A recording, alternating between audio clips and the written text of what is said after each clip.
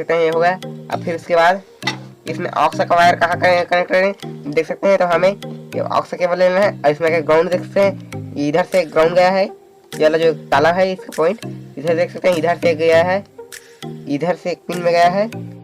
देखिए 7वें नंबर के पिन में लास्ट में है, ये 7 नंबर के पिन में रहेगा।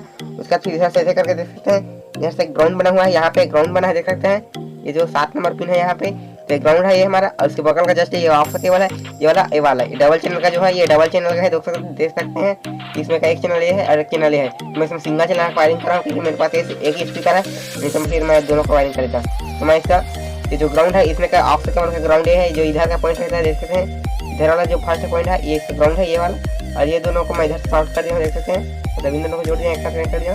चलिए अब इसको यहाँ पे सोल्डिंग कर देते हैं, यहाँ पे और यहाँ पे। चलिए मैं सोल्डिंग कर लेता हूँ।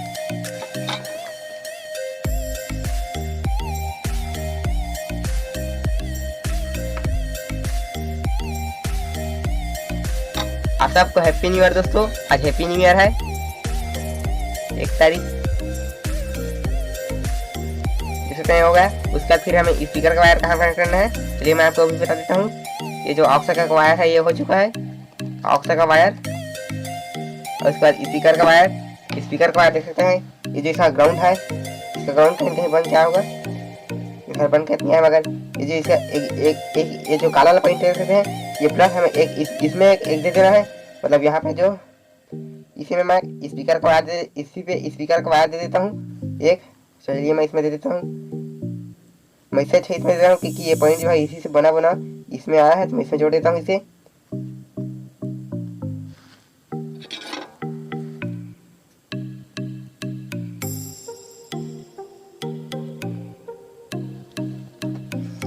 ये हो गया। अब उसके बाद ये देखिए हमें सबसे पहले इधर से जो आईसी है, इस आईसी के पिन में देखिए मैं इधर से गिन रहा हूँ ना, ये आईसी होने में इधर से शुरू होता है, मगर इस पिन से गिन रहा हूँ। इस पिन से हमें सबसे जो लास्ट वाला पिन दिख रहा है देख सकते हैं, जो सबसे लास्ट वाला उसके